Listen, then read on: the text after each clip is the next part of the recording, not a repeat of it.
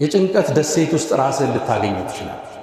ዱንያ ጠበብህ፣ ነገሮቹ ስንክሳራቸው ወጥቶ ተስፋ የሚያስቆርጥ ነገር ልታይ ትችላለህ። አይንህን አማትር። ከጭንቀት በኋላ እፎይታለሁ ወዳለው አላህ አቅና፣ እጅህን አንሳ። ይሰጣል፣ ያስወግደዋል፣ ራሱ መፍትሄ ያመጣለታል። ሩውያ ከነቢዩ ሰለላሁ ዐለይሂ ወሰለም ሰሃባዎች ውስጥ አንዱ አባ ሙገለቅ ይባላል። ይህ ግለሰብ አቢድ ነው፣ አላህ የሚወድ ነው፣ ነጋዴም ነበር። የሰዎቹንም ንብረት ይዞ ሩቅ አገር በረሃ አቆራርጦ ይነግድ ነበር። ታዲያ አንዴ በረሃውን አቆራርጦ ሲሄድ ሽፍታ ያዘ። ሽፍታው የታጠቀ ነው። ውረድ አለው። ወረደ። ምን ትፈልጋለህ? ንብረትህንም ደምህንም እፈልጋለሁ። ንብረቴን ውሰድ፣ እኔን ተወኝ ልኑር አለ። በጭራሽ እንደሚገለው እርግጠኛ ሲሆን ወደ ጉድጓዱ ሲወስዶ የብዙ ሰዎችን ራስ አየ የተገደለ። እንግዳ ልትገለይ ከሆነ 4 ረክዓ ፍቀድልኝ ልስገድ፣ እንደፈለግ እንዳታረዝም ማለት። ፈከበርቱ ሊሰላህ አላሁ አክበር ብዬ ሶላት ውስጥ ገባ።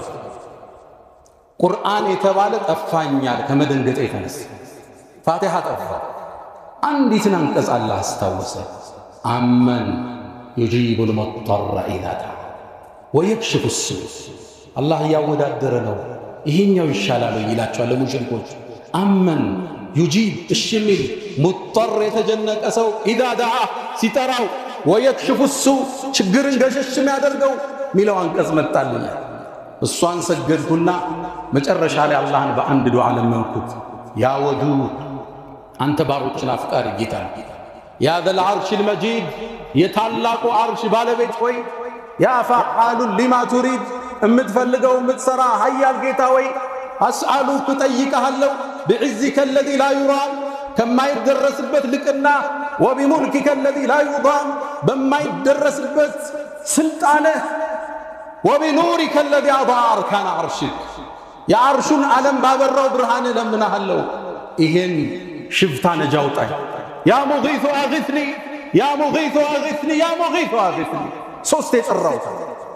ድንገት ይላል ከስጁዴ ቀና ስላሰላምት ከፊት ለፊቴ አንድ ፈረሰኛ ይመጣል። ዘገባው ሶሒህ ነው፣ ሼኽ አልባኒ ሶሒህ ብለውታል። ከፊት ለፊት ጦሩን ፊት ለፊት ያደረገ ነጭ ፈረሰኛ እየቀዘፈ መጣ። ከርቀት ወረወረና ከጀርባዬ ያለውን ሽፍታ አንገቱን መጥቶታል። ወደቀ፣ ሞተ። ደነገጥ። እንዴት ይሄ ሊከሰት ይችላል? ጠጋልኩትና መን አንተ ማነህ? ዛሬ እኮ አላህ በአንተ ነጃ ወጣኝ አልኩት። አስገራሚ ዜና ነገር።